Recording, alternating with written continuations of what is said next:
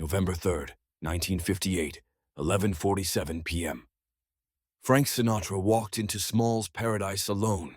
No bodyguards, no entourage, no cameras, just the biggest star in America, carrying a bottle of Jack Daniels, asking the bartender one question: "Where's Bumpy?" The room went silent, because everyone in Harlem knew two things. First, white celebrities didn't come to Small's Paradise unless they were slumming for publicity shots. Second, nobody asked for Bumpy Johnson unless they were desperate or stupid. And Frank Sinatra didn't look stupid. The bartender pointed to the back corner without saying a word. Table 7. Bumpy was sitting there like he always did, perfectly still, watching everything. He wore a charcoal gray suit that cost more than most people's monthly rent. His fedora rested on the table beside an untouched glass of cognac. And when Sinatra walked over, Bumpy didn't stand, didn't smile, just looked at him with those eyes that had seen men break under pressure far heavier than Hollywood fame. "Mr. Johnson," Sinatra said, setting the bottle on the table, "I need a favor." What happened in the next 10 minutes would save Sammy Davis Jr.'s life, reshape the relationship between Hollywood and Harlem, and prove something most people didn't understand about power in 1958 America. The Italian mob controlled entertainment, but Bumpy Johnson controlled respect, and in the end, respect was the only currency that mattered. To understand why Frank Sinatra walked into Harlem that night, you need to understand what was happening in Hollywood in 1958. The Rat Pack wasn't just entertainment. It was a cultural phenomenon. Sinatra, Dean Martin, Sammy Davis Jr., Peter Lawford, Joey Bishop. They represented a new America, integrated, cool, rebellious. But behind the glamour was a darker reality. Hollywood was controlled by men with connections to organized crime. Casino investments in Las Vegas, distribution deals for films, union negotiations. The Italian mob had their hands in everything. Studio heads made calls to Chicago and New York before greenlighting major pictures. Even nightclub bookings required the right approvals from the right people. And they had rules, unwritten, but absolute. One of those rules: black entertainers could perform, but they couldn't cross certain lines. They could sing in the casinos, but they couldn't gamble in them. They could entertain white audiences in the showroom, but they had to use the back entrance and couldn't stay in the hotel rooms. They could make white people laugh and cry and applaud, but they couldn't date white women. Not publicly. Not in a way that challenged the social order these men profited from maintaining. Sammy Davis Jr. was breaking that rule.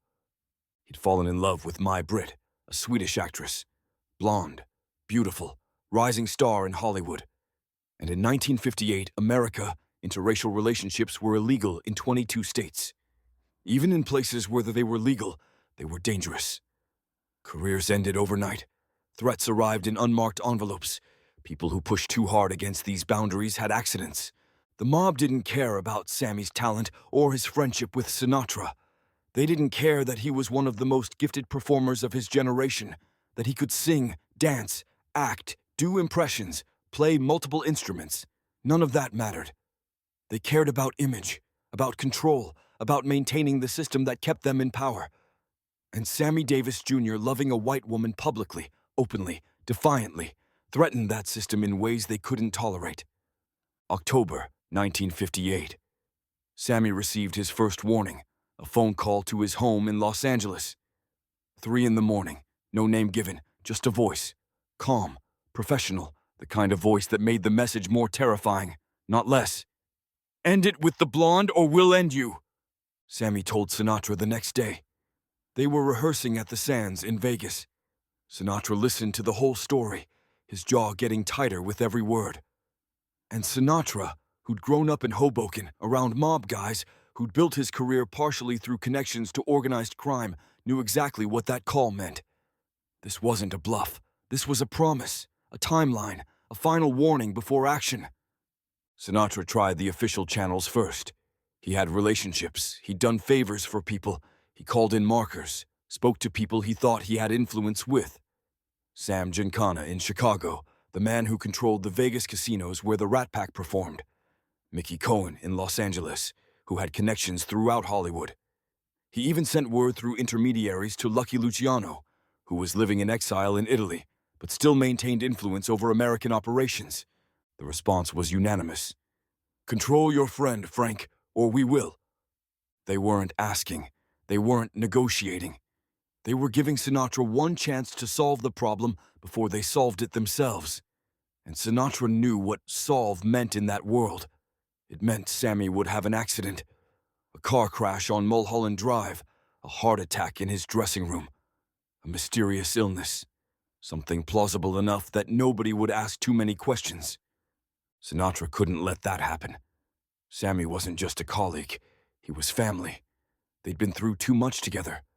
The performances, the racism Sammy faced even in supposedly integrated spaces, the nights Sinatra had to personally intervene to get Sammy a room in a hotel where he was headlining the show. The friendship was real, built on mutual respect and genuine affection. And Sinatra would rather burn every bridge in Hollywood than let them touch Sammy. But he also couldn't fight the entire Italian mob structure by himself. He had money, fame, connections, but those things only went so far.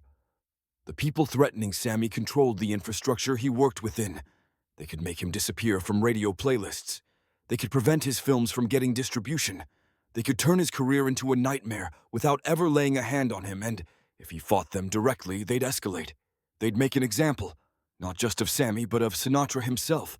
He needed someone who existed outside that system, someone the mob respected but didn't own, someone whose word carried weight in places Sinatra's money and fame couldn't reach. That's when Sinatra thought of Bumpy Johnson. They'd met once before, briefly, in 1956. Sinatra was filming a movie in New York and wanted authentic Harlem atmosphere. Someone introduced him to Bumpy at a jazz club on 133rd Street. They'd spoken for maybe 5 minutes while a saxophone player worked through Round Midnight in the background. Casual conversation, music, the neighborhood, nothing heavy.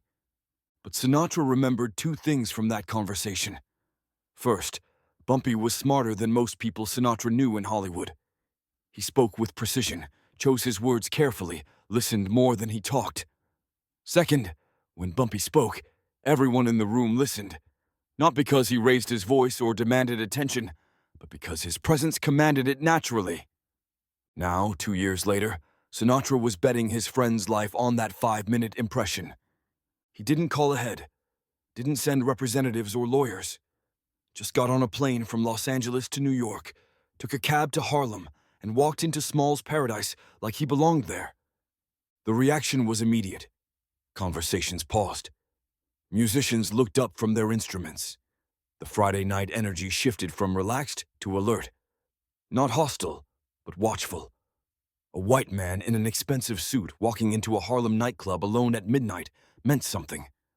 Bumpy let Sinatra talk, didn't interrupt, didn't react, just listened as Sinatra explained the situation, speaking quietly enough that nearby tables couldn't hear. Sammy, my Brit, the love story that should have been nobody's business, but had become everybody's problem. The threats, the escalating pressure, the mob's ultimatum, the timeline that was running out. When Sinatra finished, Bumpy was quiet for a long moment. He picked up his cognac, took a small sip, set it down. Then he asked one question. "Why come to me? You've got money. You've got connections. You've got friends in Nevada, Chicago, New York. Why a man you met once for 5 minutes 2 years ago?" Sinatra leaned forward. "Because you're the only man in America the 5 families don't own." It was true. Bumpy Johnson existed in a unique space in 1958.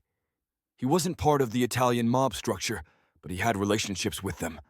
He controlled Harlem independently, running operations without answering to the downtown families. But he understood how to negotiate with them when necessary. He'd fought wars with them in the 30s and 40s, wars that ended not with surrender, but with negotiated peace.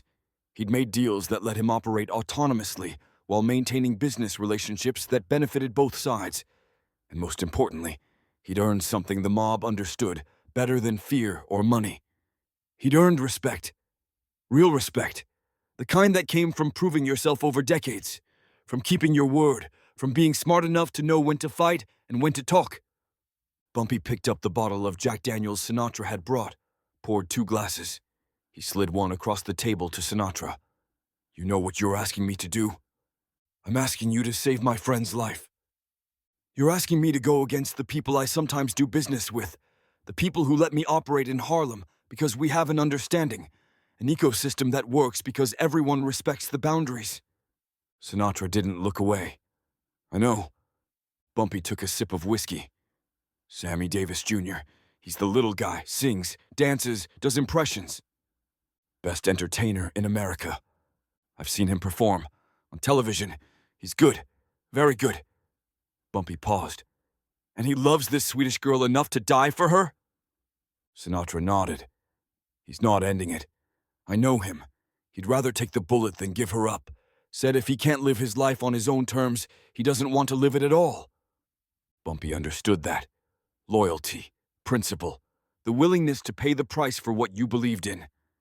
Those were things Bumpy respected, even when they were stupid. Maybe especially when they were stupid. "I can't stop the mob from doing what they want in Hollywood," Bumpy said slowly. "That's not my territory. I don't have influence in California." "I know. But I can make a phone call, and that phone call might buy you time, might make them think twice. That's all I'm asking." Bumpy leaned back in his chair. "You understand what this costs? Not money. I don't want your money. But if I make this call, I'm using up capital. Favors I've built over years, relationships I've maintained carefully. You're asking me to spend that on someone I've never met, for a situation that doesn't affect Harlem." Sinatra met his eyes. "I understand, and I wouldn't ask if I had any other option. But I don't, and I'm not asking you to do this as a favor to me. I'm asking you to do it because it's right, because Sammy deserves to love who he loves without getting killed for it, because the system that's threatening him is the same system that tells you where you can live and work. Maybe in different ways, but it's the same power trying to control people's lives." Bumpy almost smiled. "You're pretty good with words for a singer. I mean every one of them." Bumpy stood up. "Wait here." He walked to the back office, closed the door. The phone call lasted 8 minutes. Nobody knows exactly what Bumpy said, but we know who he called. Lucky Luciano. In Italy, where Luciano had been deported after the war, but still maintained influence over American operations through his network of former associates. The conversation was brief. Bumpy explained the situation, not as a favor to Sinatra, as a matter of principle. Sammy Davis Jr. was Harlem. He'd grown up performing in black clubs, had earned his success through talent and resilience, represented something important to the black community, and the black community was Bumpy's domain. The message was simple. Sammy Davis Jr. is under Harlem protection. Anyone who touches him answers to me. Luciano understood the language. This wasn't a threat. It was a declaration of jurisdiction. Bumpy was drawing a line, saying this particular issue fell under his authority. And because Luciano respected Bumpy's independence, respected the delicate ecosystem that kept Harlem stable and profitable, he agreed to send word down the chain. When Bumpy returned to the table, he sat down, finished his whiskey. "It's done. Just like that. The threats will stop. Can't promise they'll welcome your friend with open arms, but they won't touch him. Not for this." Sinatra exhaled for what felt like the first time in weeks. "What do I owe you?" "Nothing. Mr. Johnson, you came to Harlem with respect. You didn't send lawyers or managers. You came yourself, sat at my table, looked me in the eye. That's payment enough." Sinatra started to argue, but Bumpy held up his hand. "However, if you wanted to do something useful with your money, there's a youth center on 128th Street that could use funding. Basketball court needs resurfacing. Roof leaks when it rains. Kids deserve better." "How much?" 50,000 would handle it." "Consider it done." Bumpy stood, extended his hand. Sinatra shook it. The handshake lasted exactly 3 seconds, but everyone in Small's Paradise who saw it understood what had just happened. An alliance between Hollywood glamour and Harlem power, between two men who existed in completely different worlds but understood the same fundamental truth. Some things are worth fighting for, even when the odds are against you. Sinatra left Small's Paradise at 12:14 a.m. Took a cab back to his hotel. Didn't sleep. Sat by the window watching the city until sunrise. thinking about everything that had just happened, about the risk Bumpy had taken, about the machinery of power that operated invisibly beneath the surface of American life. The next morning, he called Sammy from a payphone, told him what had happened, told him he was safe. Sammy didn't believe it at first. The threats had been too real, too specific. But Sinatra told him to wait, to watch. Days passed, then weeks, and the call stopped. The tails following Sammy's car disappeared. The whispered warnings in nightclub bathrooms ceased. The industry insiders who'd been avoiding him started returning calls. In May 1960, 19 months after Bumpy's phone call, Sammy Davis Jr. married My Brit. The ceremony was private, held at Sammy's home, with just close friends and family. No press, no publicity. Just two people who loved each other making it official despite everything the world had thrown at them. The marriage lasted 10 years before ending in divorce. Not because of external pressure, not because the mob came back. They divorced for the normal reasons marriages end. Different paths, different priorities. They'd survive the mob. They couldn't survive Hollywood's regular pressures. But the fact that they got those 10 years, that they got to marry at all, that Sammy lived long enough to have that experience, that was because of one phone call from a Harlem office to a villa in Italy. Bumpy never spoke about his role publicly, never sought credit or publicity. That wasn't his style. He collected respect by keeping his mouth shut and his word solid. But in Harlem, the story spread. People knew, and the lesson was clear. Bumpy Johnson protected his own. And in his definition, his own included anyone who represented Harlem's dignity, regardless of where they performed or who they loved.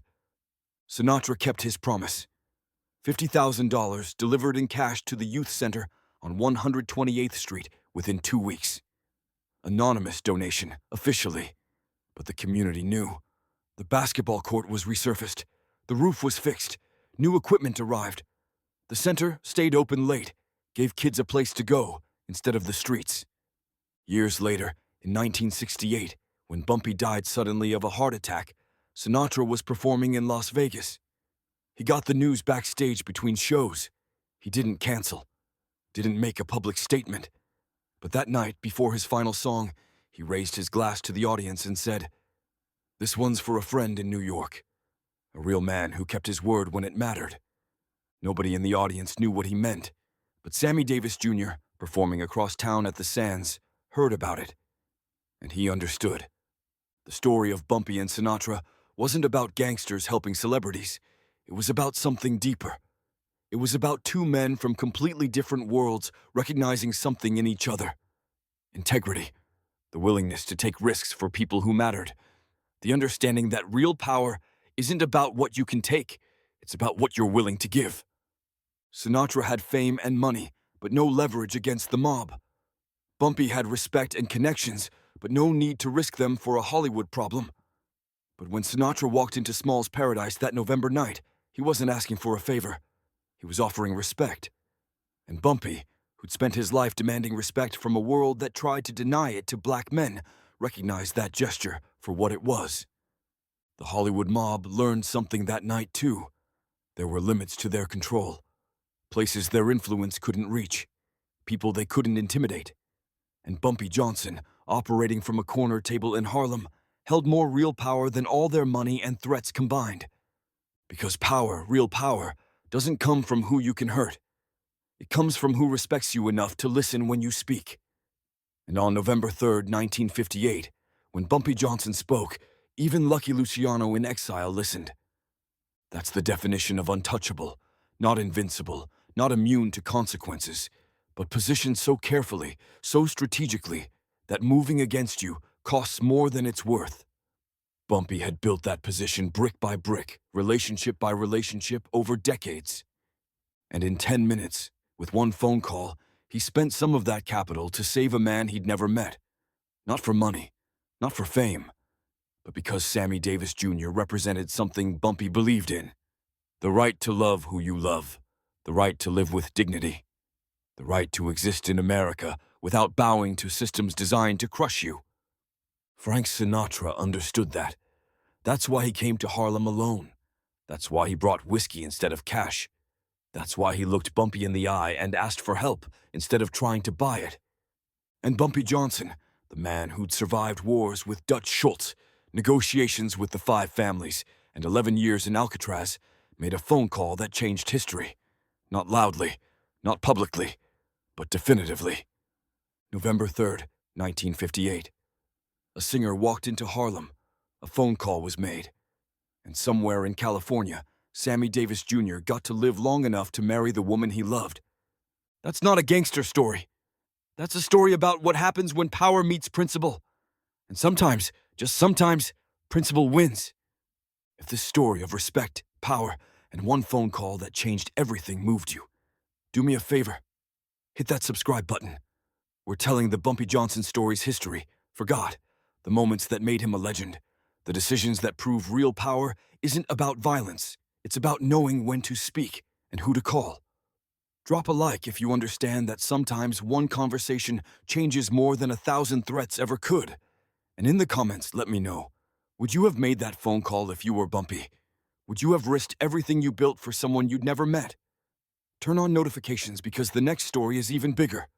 We're covering the night Bumpy Johnson walked into Lucky Luciano's estate in Italy, unarmed, and walked out with a deal that changed organized crime forever. You don't want to miss that. Remember, in Harlem, respect wasn't given. It was earned, and Bumpy Johnson earned his every single day.